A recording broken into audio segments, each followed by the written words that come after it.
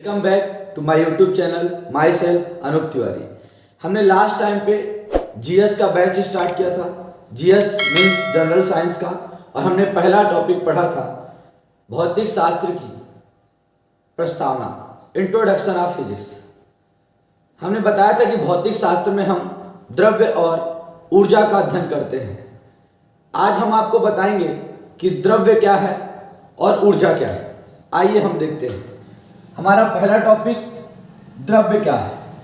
मैं बता दूं, इस द्रव्य को ही हम पदार्थ कहते हैं। इस द्रव्य को ही हम पदार्थ कहते हैं। इंग्लिश में हम इसको मैटर कहते हैं और इसे ही सबस्टांस कहते हैं। तो आज क्वेश्चन उठता है कि द्रव्य क्या है। तो याद रखिएगा, जिसका भी कुछ भार है अर्थात द्रव्यमान है, जिसका ही कुछ द्रव्यमान है।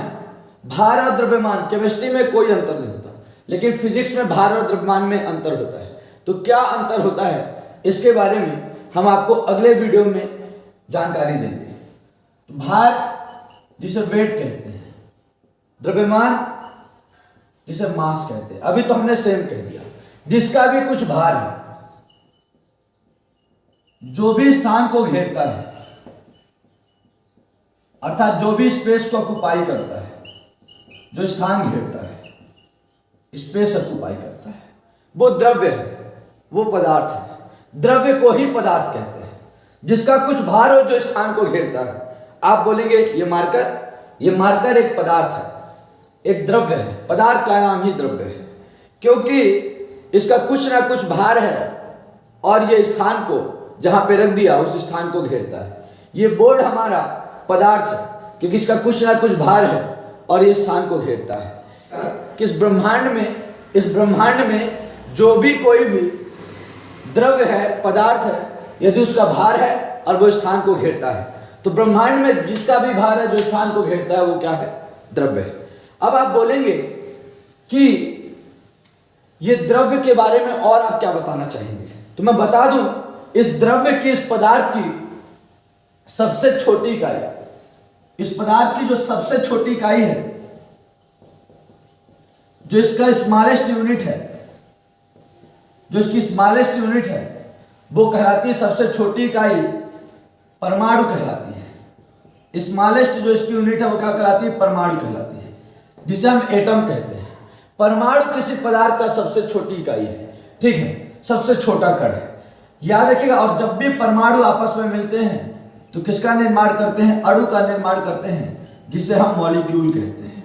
और जब भी मॉलिक्यूल आपस में मिलते हैं तो वो किसका निर्माण करते हैं? पदार्थ का, जिसे हम द्रव्य कहते हैं या मैटर कहते हैं। मतलब आज एक बात तो कंफर्म हो गई कि जो भी पदार्थ है वो परमाणुओं और अणुओं से मिलकर बना है, ठीक ना। मैटर जो है, it consist atoms and molecules. ये परमाणु और अणु से मिलकर बना है।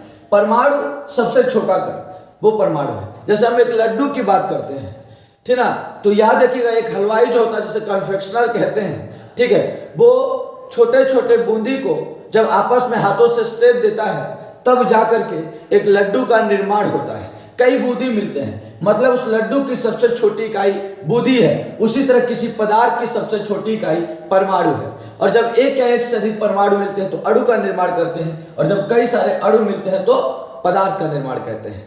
मैं ये बता रहा हूं कि जिसका कुछ भार है, जो स्थान को घेरता है, वो पदार्थ है। और पदार्थ परमाणु और अणु से मिलकर बना होता है। मैं बता दूं कि एक पेन है, ये भी एक पदार्थ है, क्योंकि इसका कुछ भार है, ये स्थान को घेरता है। ये भी परमाणु और अणु से मिलकर बना है। आप बोलेंगे कैसे? देखिए, यदि अब आप इसको पेन कहेंगे क्या? नहीं, आप इसको कैप कहेंगे।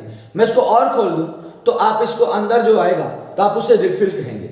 और भी ये उसका, ठीक ना, पार्ट है सब कुछ। और जब सब कुछ मिला दिया हमने तो ये क्या हो गया? पेन। तो मान लीजिए जो छोटे कण है उसे परमाणु मान लीजिए, जो बड़े कण है उसे अणु मान लीजिए। मतलब कोई भी पदार्थ परमाणु और अणु से मिलकर बना होता है। तो हम इसमें केवल पदार्थ तो बस तो पढ़ेंगे नहीं, ऊर्जा भी हम पढ़ेंगे। तो एक बात आपको क्लियर हो चुकी होगी पदार्थ के बारे में, कि पदार्थ जिसका कुछ भार हो, जो स्थान को घेरता हो, ठीक ना, और पदार्थ परमाणु और अणु से मिलकर बना होता है। और किसी भी पदार्थ की सबसे छोटी इकाई क्या कहलाती है? परमाणु कहलाती है। अब मैं आपको पदार्थ के बाद बताऊंगा किसके बारे में, ऊर्जा के बारे में। किसके बारे में बताऊंगा, ऊर्जा के बारे में। अब ऊर्जा क्या है, बस इसी को हम समझने का प्रयास करेंगे, ठीक है। क्योंकि हमने उस वीडियो में बताया था कि पदार्थ को ऊर्जा में और ऊर्जा को पदार्थ में परिवर्तित किया जा सकता है। तो आज हम आपको पदार्थ और ऊर्जा बता रहे हैं। ऊर्जा को इंग्लिश में कहते हैं एनर्जी, ऊर्जा को इंग्लिश में कहते हैं एनर्जी, ठीक है। और ऊर्जा क्या होती है, ऊर्जा क्या है मैं बता दूं, जो भारहीन हो, वेटलेस हो, वेटलेस, जिसका कोई भार ना हो, जो वेटलेस हो, वही हमारा ऊर्जा। जो स्थान नहीं घेरता, जो स्थान नहीं घेरता, ठीक है, जो स्थान नहीं घेरता, ठीक है, हम उसे बोल सकते हैं does not occupy space, does not occupy space. जो भी स्थान नहीं घेरता वो क्या कहलाता है, ऊर्जा कहलाता है। जिसका भार नहीं होता, जिसका भार था वो तो पदार्थ था, जिसकी में स्थान घेरता था वो पदार्थ था, और जिसका ना तो भार हो और ना ही स्थान घेरे वो है ऊर्जा। जैसे कि इस रूम में लाइट जल रही है, प्रकाश जो है, ये रूम में प्रकाश विकिरण से मिलकर बना है, ठीक है। तो बताइए, क्या जब आप बैठते हैं किसी में आकर के, हमारे क्लास में बच्चे बैठे हुए हैं, ये बताइए कि आप बेंच पर बैठे हैं, क्या बेंच पर आपके बगल में जब आपका पड़ोसी नहीं आया था तो क्या प्रकाश आपके बगल में आकर के बैठा था? क्या विकिरण उपस्थित है इस रूम में, लेकिन वो स्थान नहीं घेर रही है, तभी आकर आपका दूसरा मित्र बैठ पा रहा है। लेकिन वहीं पर आपके बगल में, राम सिंह के बगल में यदि श्याम सिंह बैठ जाएगा तो आकर के कोई दूसरा, ठीक ना, नहीं बैठ सकता। क्यों नहीं बैठ सकता? क्योंकि वहां पे दो लोगों की स्पेस है और दो लोग ऑलरेडी बैठे हुए हैं। लेकिन जो ऊर्जा है वो उस रूम में मौजूद है, लेकिन ऊर्जा के कारण क्या आपको भार महसूस हो रहा है कि मैं बहुत भारी हो गया हूं? तो नहीं महसूस हो रहा है। तो याद रखिएगा, जो प्रकाश है ये एक ऊर्जा है, विद्युत एक ऊर्जा है, चुंबक, बताइए, चुंबक लोहे को अपनी ओर आकर्षित करती है। जब चुंबक लोहे को अपनी ओर आकर्षित करती है तो क्या चुंबक का एक हाथ होता है जो जाता है और लोहे के गर्दन को पकड़ करके अपने पास लेकर के आता है? बोले ऐसा होता है क्या? नहीं होता है ना। वहां पे एक ऊर्जा काम करती है, एक बल कार्य करता है। उसको मैं बताऊंगा कि चुंबकीय बल, मैग्नेटिक फोर्स क्या है, नहीं समझ पा रहे हैं? तो याद रखिएगा, जिसका कोई भार नहीं है, जो स्थान नहीं घेरता है, वो कहलाता है क्या? ऊर्जा कहलाता है। जिसका कोई भार नहीं है, जो स्थान नहीं घेरता, वो कहलाता है हमारा ऊर्जा। ऊर्जा जिसे हम इंग्लिश में एनर्जी कहते हैं। याद रखिएगा, ऊर्जा जिसे हम इंग्लिश में एनर्जी कहते हैं, इसे ई से भी रिप्रेजेंट करते हैं, ठीक है। और सामान्यतः हम जब भी बात करते हैं, ज्यादातर लोग जैसे कि यांत्रिक ऊर्जा की बात कर लिए, मैकेनिकल एनर्जी की बात कर ली, और जब मैकेनिकल एनर्जी की बात करते हैं तो वो दो चीजों की बात कर लिया करते हैं। जैसे कि यांत्रिक ऊर्जा में वो बात कर लेते हैं स्थितिज ऊर्जा की। किसकी बात कर लेते हैं? स्थितिज ऊर्जा की। और स्थितिज ऊर्जा के साथ साथ वो बात कर लेते हैं गतिज ऊर्जा की।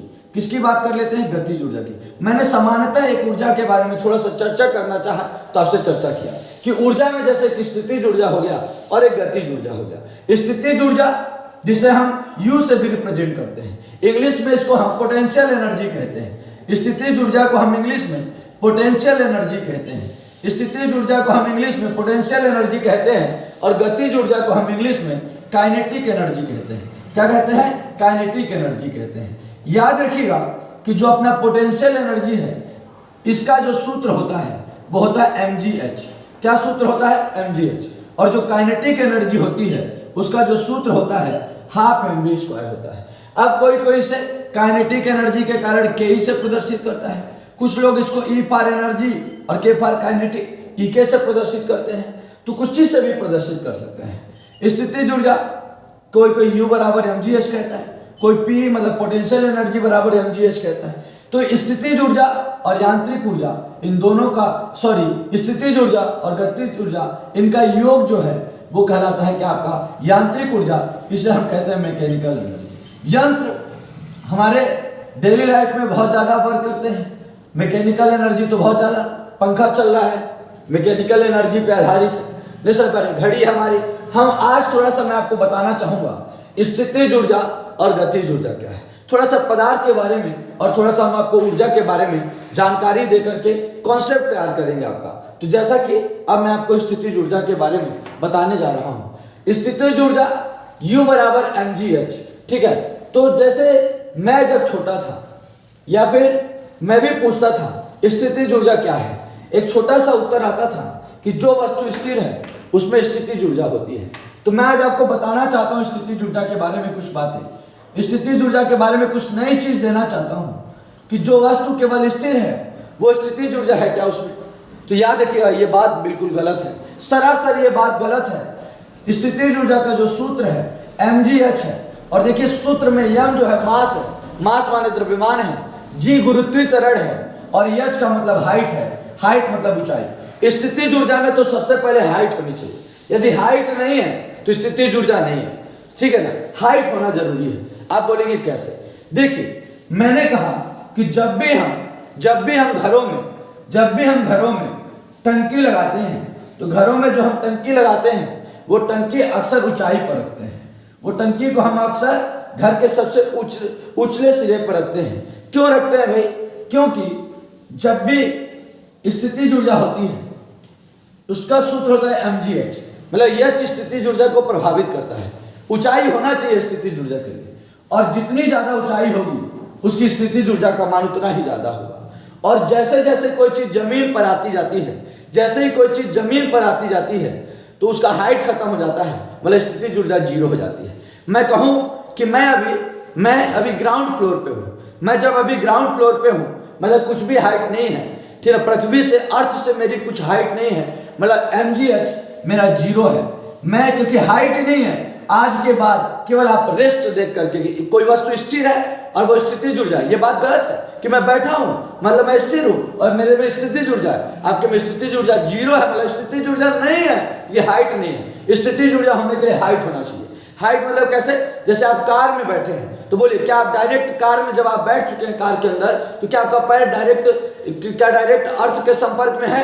क्या पृथ्वी के संपर्क में है? नहीं है, मतलब अर्थ के साथ आपकी कुछ ऊंचाई है, और ऊंचाई है मतलब तब आप में स्थितिज ऊर्जा है, आप स्थिर भी हैं और ऊंचाई है उसमें स्थितिज ऊर्जा है। लेकिन यदि आप जमीन पर खड़े हैं लेकिन आप स्थिर हैं, वहां पे स्थितिज ऊर्जा नहीं है, क्योंकि स्थितिज ऊर्जा होने के लिए हाइट होना चाहिए। स्थितिज ऊर्जा होने के लिए हाइट होना चाहिए। जैसे कि हमारे दीवार पर लगी घड़ी जो वॉल वॉच होती है, ठीक है ना, जो दीवार घड़ी होती है, याद रखिएगा उसकी कुछ ना कुछ ऊंचाई है, मतलब उसमें कौन सी ऊर्जा है। लेकिन हाँ यदि घड़ी रुकी हुई है तो केवल स्थितिज ऊर्जा है, लेकिन घड़ी चल रही है, उसके बारे में मैं बात करूंगा। स्थितिज ऊर्जा का मतलब होता है भाई ऊंचाई होना चाहिए, यदि ऊंचाई नहीं है तो स्थितिज ऊर्जा नहीं है, ऊंचाई होना ही चाहिए। ऊंचाई जब होगा, जैसे टेबल के ऊपर डस्टर रखा है, टेबल के ऊपर डस्टर रखा है, तो जब टेबल के ऊपर डस्टर रखा है मतलब उस डस्टर में स्थितिज ऊर्जा है, उस टेबल के ऊपर, क्योंकि टेबल डायरेक्ट संपर्क में है पृथ्वी के, लेकिन ये नहीं है,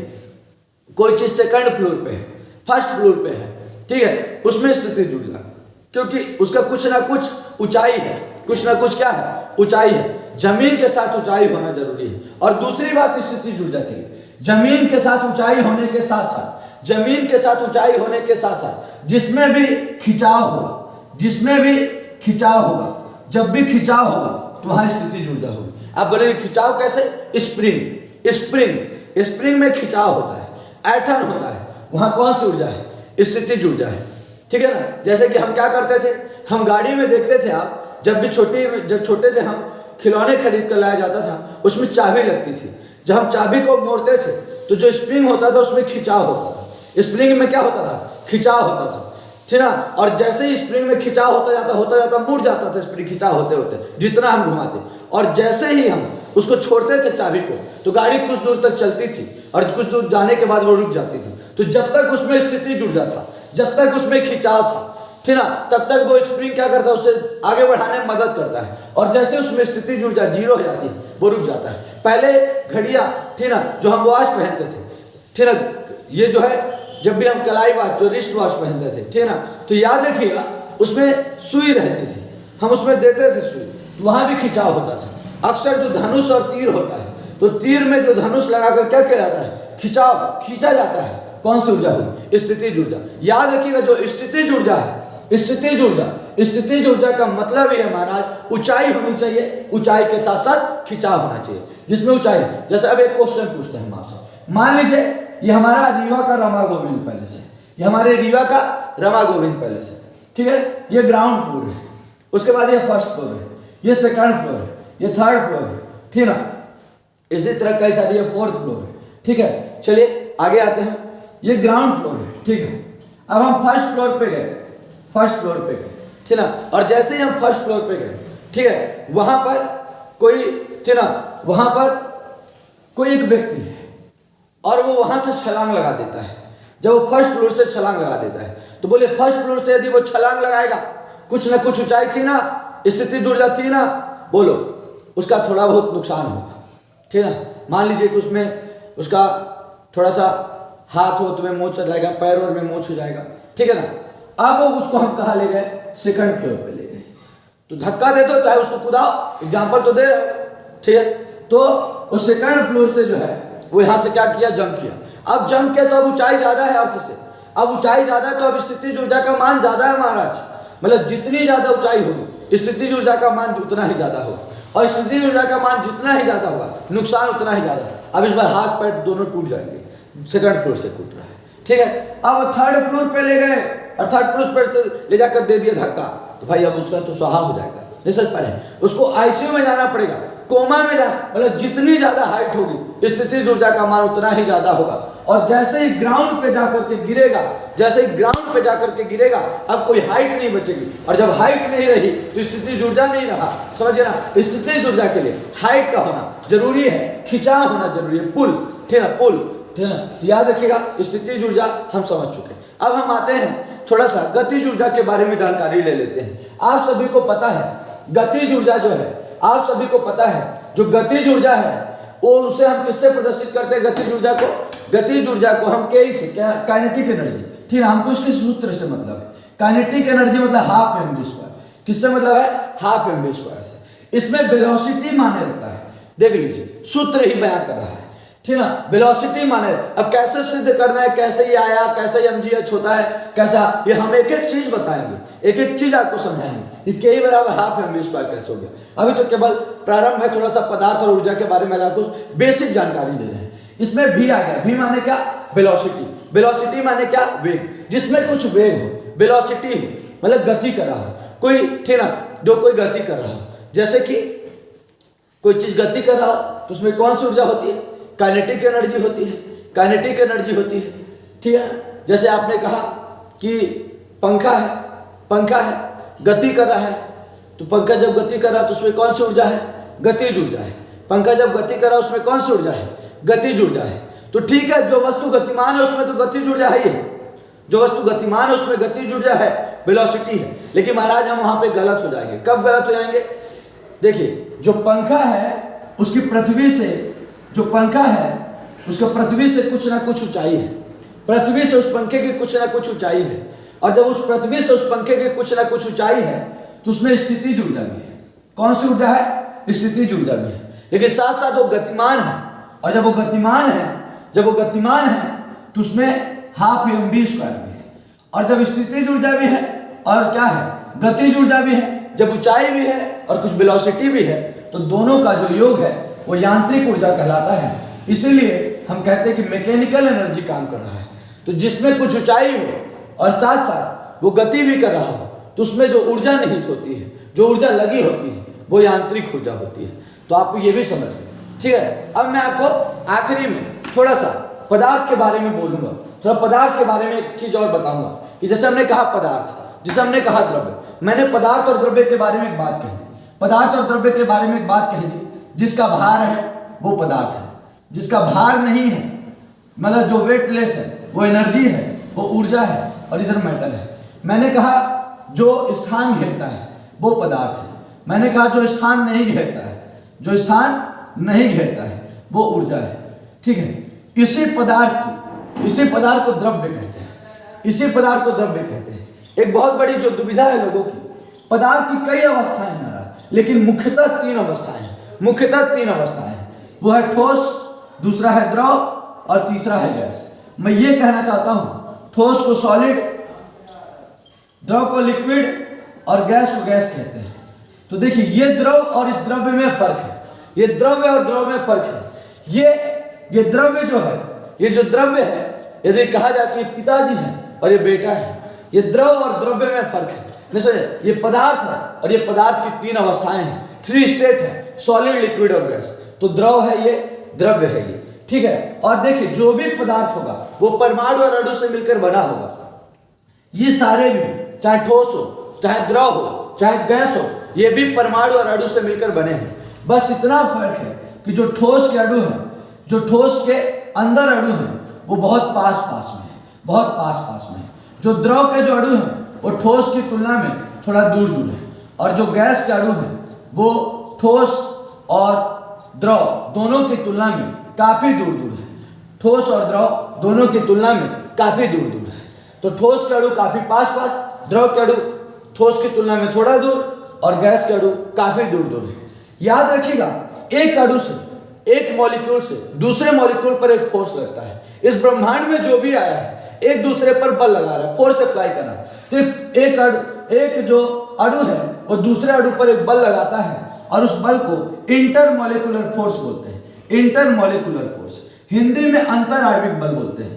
हिंदी में क्या बोलते हैं? अंतर आणविक बल बोलते हैं। अंतर आणविक बल, अंतर आणविक बल, एक अणु के द्वारा दूसरे अणु पर जो बल लगता है उसे हम अंतर आणविक बल कहते हैं। तो सबसे प्रबल अंतर आणविक बल ठोस में होता है, थोड़ा सा उससे कम होता है द्रव में, और सबसे दुर्बल जो छीड़ है, ना के बराबर अंतर आणविक बल है, गैस है। इसी कारण से इसका अंतर आणविक बल सबसे प्रबल, ठोस का अंतर आणविक बल, एक अणु से दूसरे अणु पर लगने वाला बल सबसे प्रबल, इसीलिए ठोस के अणु पास पास में।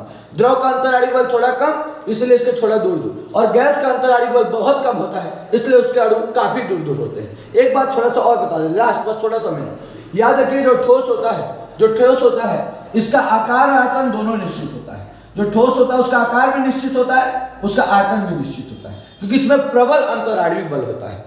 एक अणु से दूसरे अणु पर लगने वाला बल उसको बाधे रहता है। ये एकदम क्या होते हैं कि संगठित होते हैं, गुच्छे के रूप में, बहुत पास पास में होते हैं। याद रखिएगा, उसी तरीके से जो गैस है इसका ना तो आकार निश्चित होता है और ना तो आयतन निश्चित होता है। ना तो आकार निश्चित होता है और ना तो आयतन निश्चित होता है। इसका आकार भी निश्चित होता है, आयतन भी निश्चित होता है। इसका शेप, साइज और वॉल्यूम दोनों डेफिनिट है, दोनों निश्चित है, लेकिन इसका नहीं है। इसीलिए आपने टेबल रखा तो रखा हुआ है, बह नहीं रहा है। लेकिन जो गैस है वो आपको दिखाई भी नहीं दे रहा है, केवल आप उसे महसूस कर पा रहे हैं। देखिए आप इसे केवल महसूस कर पा रहे हैं फूंक मार करके, क्योंकि उसके अणु काफी दूर दूर है, नहीं समझे? लेकिन हाँ, परमाणु और अणु से मिलकर बने हैं, इसीलिए आप उसे महसूस कर पा रहे हैं, लेकिन उसका आकार और आयतन निश्चित नहीं है। जिसमें भरेंगे उसी का आकार ले लेगा, वही आयतन हो जाएगा।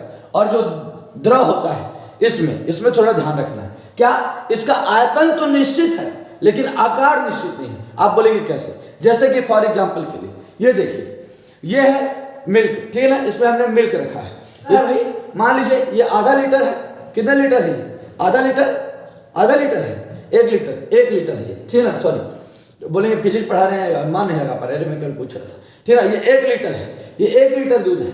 यदि इसे हम जिसमें डालेंगे, हम वो क्वेश्चन पूछे बच्चों से, ठीक है ना, ये जो क्या है, अपने टेक्निकल टीम का भी टेस्ट ले लेते हैं। याद रखिएगा, ये जो दूध है इसे यदि हम डाल रहे हैं, ठीक है ना, मिल्क को, ठीक है ना, तो हमारे टेक्निकल टीम वाले एकदम सोच रहे कि अरे हमको भी तैयार रखना पड़ेगा फिजिक्स में। याद रखिएगा, जब हम इसको जिसमें डालेंगे उसी का शेप ले लेगा। लेकिन बोलो 1 लीटर है तो 2 लीटर हो जाएगा। अरे यदि ऐसा हो जाएगा तो मैं मिश्रा जी से लेता हूँ, एक जोनी में एक मिश्रा जी है, नहीं समझ पा रहे हैं? तो बताइए, तो फिर आप लोग भी उन्हीं से ले लेंगे, कह रहे ज्यादा हो जाता है। लेकिन नहीं, ऐसा नहीं होता। आयतन हमेशा निश्चित रहेगा, आयतन हमेशा क्या रहेगा? निश्चित रहेगा। लेकिन इसका आकार निश्चित नहीं है। जिसमें डालेंगे उसी का ले लेगा, लेकिन आयतन निश्चित होगा। तो जिसका आयतन निश्चित हो, आकार निश्चित ना हो, वो द्रव है। तो बहुत बहुत धन्यवाद।